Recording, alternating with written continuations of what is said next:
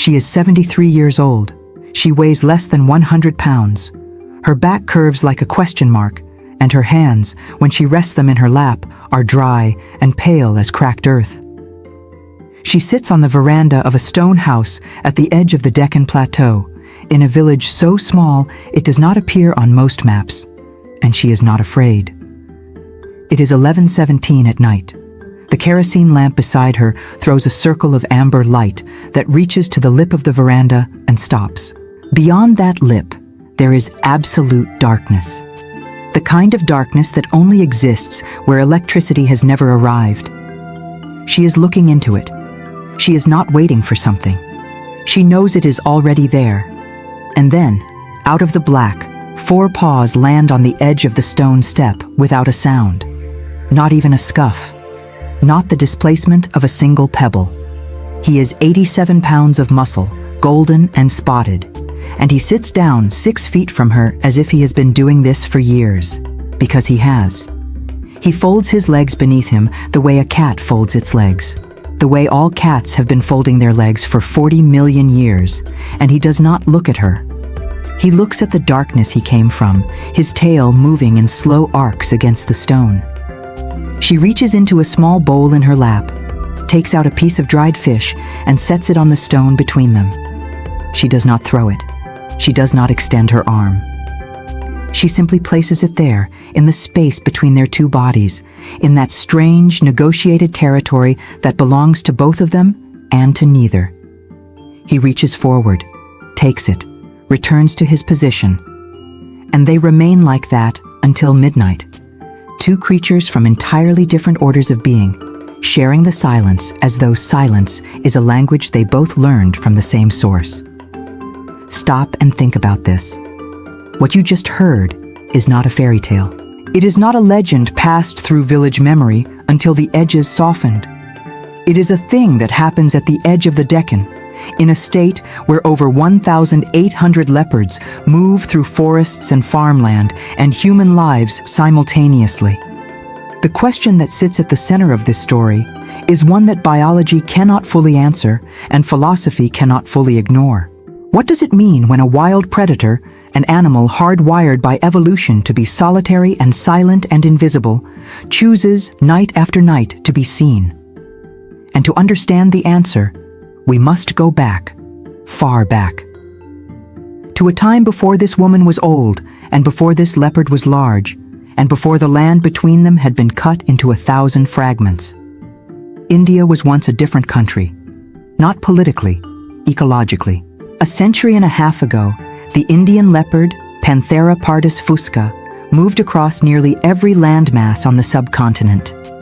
From the mangrove deltas of Bengal to the thorn forests of Rajasthan, from the tea gardens of Assam to the sugar plantations of Maharashtra, the spotted cat threaded through every biome India possessed.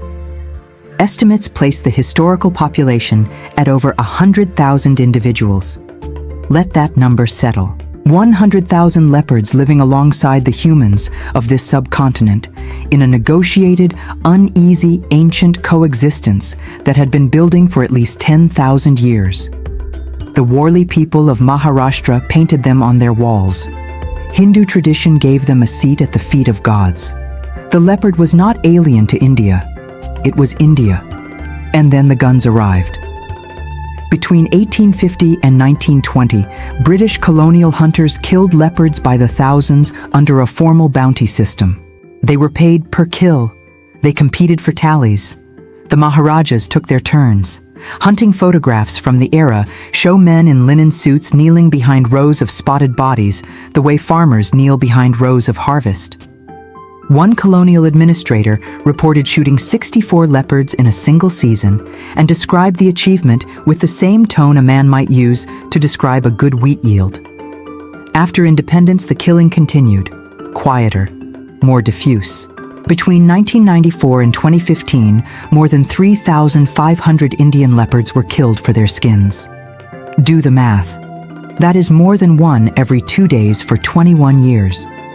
4 leopards a week, according to one study cited by the IUCN, poached for illegal wildlife trade in the decade before 2024 alone.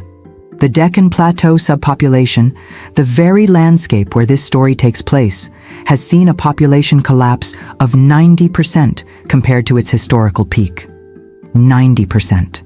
Of every 10 leopards that once moved through these hills, only one remains. The forests shrank. The farms expanded. The roads cut the landscape into parcels too small to support a solitary predator that needs 15 to 30 kilometers of territory to survive. And the leopards, because they are adaptable in ways that have always been both their greatest strength and their deepest liability, pressed closer to human settlement. They began living on the edges, in the sugarcane, in the thorn brush behind the cowshed, in the spaces no one thought to look. A female leopard was caught in a snare 2 kilometers from the village 3 years before this story begins. The snare was not set for her. It was set for wild boar, which had been raiding the millet fields at the base of the hill. She was probably 2.5 years old, maybe 3, and she had given birth 6 weeks earlier. The cubs were somewhere in the rocky outcrop above the village, in a shallow den beneath a granite shelf that jutted from the hillside like a broken tooth. The caretakers from the forest department who released her from the snare noted the presence of milk in her glands. They radioed the information forward. A search of the outcrop followed. What they found in the den was a single surviving male cub, approximately 6 weeks old, weighing 1.4 kilograms. His eyes were open but unfocused. He was dehydrated. He had been alone for approximately 40 hours. The researchers who study these situations give them a clinical name: maternal separation trauma. In leopard cubs, the first 3 months of life are the period that behavioral ecologists call the critical window. This is when the cub's brain is not merely receiving information from the world, it is building the architecture through which all future information will be processed. What the cub experiences in those first weeks, what it smells, what it hears, what it feels pressed against its body in the dark, becomes the template, the foundational code from which all future behavior will run. Konrad Lorenz first described this process in birds and called it imprinting. In cats, it is less absolute, but no less real. A leopard cub that loses its mother before the critical window closes does not simply lose a caretaker. It loses the primary author of its identity. Wildlife rehabilitators at Rescue Charitable Trust in Pune describe the consequence plainly. Leopard cubs as young as 4 weeks who arrive having been separated from their mothers show signs of anxiety, refusal to feed, and an instinctive orienting behavior, turning their heads and vocalizing, seeking the source of a warmth and scent that is no longer there. Think about that. A 6-week-old leopard in a rocky den on a dark hillside, making sounds that have no listener, calling for something that will never come back. The forest department officer who first picked him up was a woman named Kamala. She was 51 years old. She had worked wildlife mitigation in the district for 18 years. She had handled leopard cubs before, twice, and both times the protocol had been followed. Minimal contact, scent preservation, reunion attempt with the mother. But the mother was gone, released kilometers away by the time the cub was found, and a snared leopard, once released, does not return to the den. The scent of the trap, the scent of the hands, the scent of fear, the whole olfactory record of the event, it overwrites everything. Reunion was not possible. The cub was placed in a cloth bag lined with goat skin and transported to the forest department outpost at the base of the hill. He weighed 1.4 kilograms. His spots were faint, barely visible, the way the pattern on a very new thing is always fainter than it will become. His front paws were the size of a 10-year-old child's palm. He was given a name by the officer on duty that night: Babu. The word means, depending on context, father, respected one, or simply beloved. He survived the night. The next morning, Kamala fed him goat's milk from a syringe, and he took it. She described the moment in a report filed 2 weeks later, writing simply that he fed with force. 2 words. The entire weight of a life reasserting itself, captured in 2 words. Leopards are not social animals. This is not a flaw in their design. It is their design. Where a lion is a creature of coalition, of pride and shared territory and cooperative hunt, a leopard is a creature of absolute self-sufficiency. They mark their territories with scent and with scratch marks on trees, and they defend those territories alone. Females raise their cubs alone. They hunt alone. They eat alone, carrying kills up into the branches of trees to keep them from the coalitions of hyenas and the larger bodies of lions that would otherwise take everything. In the wild, a young leopard stays with its mother for 18 to 24 months. Every skill that will determine whether it lives or dies is transmitted in that period. How to stalk, how to read wind, how to choose a tree, where the prey comes to water and at what hour, how to disappear. When the mother finally drives the juvenile away, it is not cruelty. It is the completion of a transfer. The mother has given the cub the entire operational software of its species, compressed into 2 years of constant proximity. Without that transfer, the cub is not simply inexperienced, it is incomplete. Babu spent the first months of his life without that transfer. He spent them in a chain-link enclosure at the edge of a forest department compound, fed twice a day by human hands, learning the smell of people instead of the smell of prey, learning the sound of motorcycles instead of the sound of chital in the brush.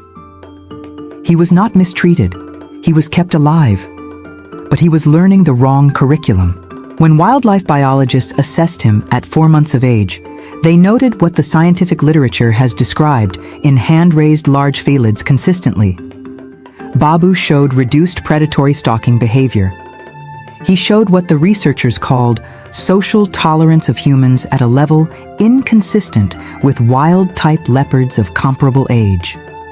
He approached the fence of his enclosure when humans approached, rather than retreating. He was, in the clinical language of the report, insufficiently fearful. Think about that for a moment. The thing that was supposed to keep him alive in the wild, the precise calibration of fear that tells a leopard which creatures to avoid, which presences mean danger, which shadows mean death, that calibration had been built around the wrong reference point. Babu had imprinted, partially, incompletely, but undeniably, on humans. He could not be released. The question was only where he would go. It was a forest department officer who made the decision that changed everything, and he made it for the least poetic of reasons. The wildlife facility that had agreed to take Babu had space for him, but there was a 2-week gap before the transport could be arranged. Someone needed to house the cub, someone who lived near the forest department compound, someone who had space and who could be trusted not to treat a leopard cub as a spectacle or a pet. Someone calm. Kamala suggested her mother-in-law. The woman's name was Devaki. She was 71 years old at the time. She had lived in the stone house at the edge of the plateau for 40 years. She had raised 4 children and outlived her husband and kept a small kitchen garden and maintained, in the opinion of everyone who knew her, a temperament so unruffled that the village had a saying about it. They said she would not move quickly for rain. She agreed, in the characteristically undemonstrative way that would come to define this entire story, without visible hesitation. The cub arrived wrapped in cloth in the back of Kamala's car on a Tuesday evening in October. He weighed 2.1 kilograms. He smelled of goat milk and disinfectant and fear. Devaki took him without ceremony, placed him in a low wicker basket lined with an old cotton sari, and set the basket beside her chair on the veranda. She did not make sounds at him. She did not try to pet him. She sat beside him in the evening air and was simply present. By the 3rd night, the cub had stopped making distress vocalizations. By the 5th night, he was sleeping outside the basket, on the veranda stone, 6 inches from the leg of her chair. 2 weeks became 4. The facility's transport fell through. The forest department sent a message explaining the delay. Could Devaki manage 1 more month? Devaki sent back a message through Kamala that contained 4 words. He is not trouble. 4 months became 6. The facility had lost its licensing paperwork in a departmental reorganization. The transfer was postponed indefinitely. By then, Babu weighed 18 kilograms and could clear the veranda railing without effort. By then, something had happened that no protocol had anticipated and no regulation had accounted for. We need to pause here for a moment. If you are watching this channel, you are not watching it for easy content. You are here because you believe that the lives of animals carry meaning. That what happens between a creature and a human being in the dark, at the edge of a forest, matters. Stories like Babu and Devaki exist in every corner of this world. They are happening right now, in places without cameras, without witnesses, without anyone to tell them. If this channel means something to you, subscribe. Not for the algorithm, not for the numbers. Because every subscriber is a signal that this kind of story deserves to exist in the world. That the edges where humans and wild things meet are worth paying attention to. That we have not yet become so lost in our own noise that we cannot hear what the darkness at the edge of the veranda is trying to tell us. Now, what happened next is the part that no one planned. The Forest Department, when it finally arranged the permanent transfer 8 months after Babu arrived at the stone house, sent a field officer to collect him. The officer arrived in the morning. Babu was on the veranda. The officer approached. Babu retreated, not far, but away. He returned to the same position the moment the officer moved back. When Devaki came out of the house, Babu crossed the veranda and sat at her feet. He had done this before. He had done this every morning for 8 months, the way a dog returns to the specific person in a household who feeds it, except that Babu was not a dog, and this was not simple conditioning. The Forest Department officer spent 3 hours attempting to coax the cub toward a transport crate. Babu refused. He became agitated when the officer came within 4 meters of him. He pressed his body against the wall of the house. He made a low, sustained sound from the back of his throat that the officer described in his report as non-aggressive but firm. When Devaki sat on the step and the officer moved to stand behind her, Babu moved to sit between them. When Devaki stood, he stood. When she went inside, he followed her to the threshold and waited. The officer wrote in his report, filed that evening, that the animal appeared to have formed a significant habituated bond with the resident, and that relocation under current conditions would likely cause severe behavioral distress. He recommended a review. The review committee met 6 weeks later. They approved a conditional arrangement. Babu would be soft-released into the forest preserve 2 kilometers from the village. He would be monitored by camera trap.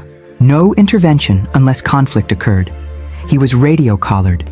He was walked to the edge of the reserve by 3 officers and released at dusk. The collar transmitted a signal for 9 months before the battery failed.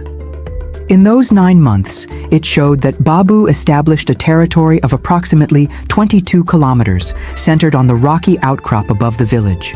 The territory of an adult male leopard, carved from a landscape that had once had far more of them, established at the precise location of his birth, the place his mother had chosen before any of this began. The camera traps confirmed prey interaction. He was hunting, he was eating, he was surviving. And once every 7 to 10 nights, the GPS signal placed him at a single fixed point, at the edge of a stone veranda at the boundary of the preserve, sitting. The conflict came in the form of a complaint. 3 villages to the north, a young buffalo calf was killed. The kill pattern was consistent with leopard predation. The Forest Department received the report and cross-referenced it with the radio collar data. The collar was still active at that point. On the night of the kill, Babu's signal had been stationary, 20 kilometers away, on the plateau above the village. He was not the animal responsible, but the complaint triggered a wider review of leopard activity in the district. The review flagged Babu's regular nocturnal visits to Devaki's veranda as what it called an unacceptable degree of human habituation in a released wild animal. A recommendation was issued to recapture and permanently relocate Babu to a facility in another district, more than 300 kilometers away. The recommendation noted, with the careful neutrality of official language, that the welfare of the human resident must be considered alongside the conservation status of the animal. That language meant this. Devaki was old. Devaki lived alone. An 87-pound leopard on her veranda was, regardless of its behavioral history, a risk. Wildlife managers are trained to see these situations through a specific lens, and through that lens, they were not wrong. They called a meeting at the village panchayat. They explained the situation. They asked for Devaki's cooperation. She listened to all of it. She did not argue. She asked one question. "Will you tell me where you take him?" The officer said that information was not part of the standard procedure. She nodded. She said she understood. She did not say anything else. The recapture was scheduled for a Thursday night in March. The team arrived with equipment at 9 in the evening. They set a baited live trap at the edge of the property. By 11, the trap was empty. By midnight, the team leader decided they would return the following evening. They came back Friday. They came back Saturday. On Sunday, the Forest Department's senior warden arrived personally to oversee the operation. He sat in a vehicle at the edge of the property for 4 hours and watched the camera trap footage. In 8 nights of attempted recapture, Babu did not appear. In that same period, the GPS collar registered 6 visits to the veranda. He was coming. He simply was not coming when the lights of the vehicles were visible from the hillside. A wild leopard reads a landscape the way a musician reads a score. He understood something had changed.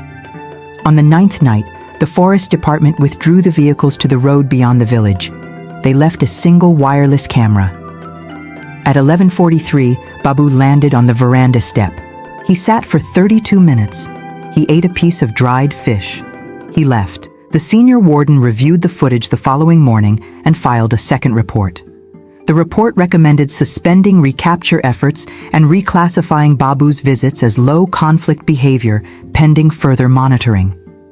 The recommendation noted that the animal had demonstrated remarkable capacity to avoid the trapping operation, a behavior consistent with high cognitive function in the species, and that the risk profile of forced capture under these conditions was significant. He wrote one more line in the section reserved for personal observations that the warden's handbook does not typically invite. He wrote, "It is possible that we are looking at this the wrong way." That is where the story stands today. Devaki is 73. Babu is 3 years old, fully wild, fully established in his territory, fully capable of everything a leopard is capable of in the limestone hills of the central Deccan. He comes to the veranda when he comes. Sometimes 7 nights in a row. Sometimes not for 3 weeks. The dried fish sits in the bowl. The lamp burns. The darkness waits. There is a word in the Marathi language, the language spoken in the villages of the Deccan plateau, the language Devaki has spoken her entire life. The word is sahavasa. It means cohabitation. It means the condition of living alongside. But it carries something the English word does not carry, a sense of mutual tolerance, of 2 things that could be in conflict, choosing instead to occupy the same space. The Worli people have painted leopards on the walls of their homes for centuries, not as trophies, not as threats, but as neighbors, as participants in the same world. Science tells us that the Indian leopard lost 90% of its Deccan population to human pressure over the last century. Science tells us that imprinting creates attachments in young felids that can persist across years and override the instinct for solitude.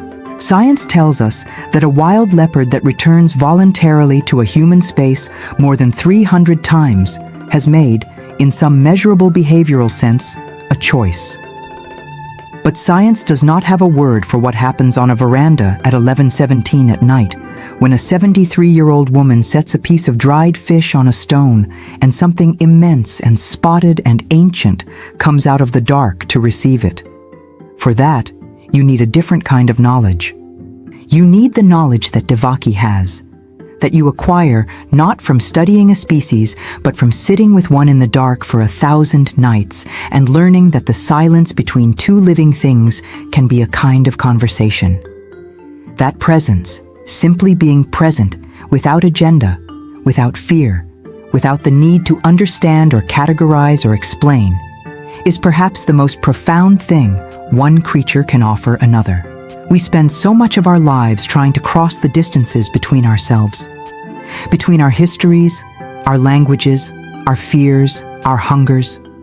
We build institutions for it and philosophies for it, and we mostly fail because we approach it as a problem to be solved rather than a condition to be inhabited. And then an old woman sits on a veranda in the dark, and a leopard comes out of the hills because something in that silence is worth traveling 22 kilometers to find. And the distance between species, that vast evolutionary fundamental distance, dissolves into a bowl of dried fish and two heartbeats sharing the same night air. If this story moved something in you, share it. Send it to someone who needs to remember what the world is still capable of. Leave a comment below and tell me what you see when you picture that veranda, that lamp, that darkness, and what comes out of it. These stories belong to all of us.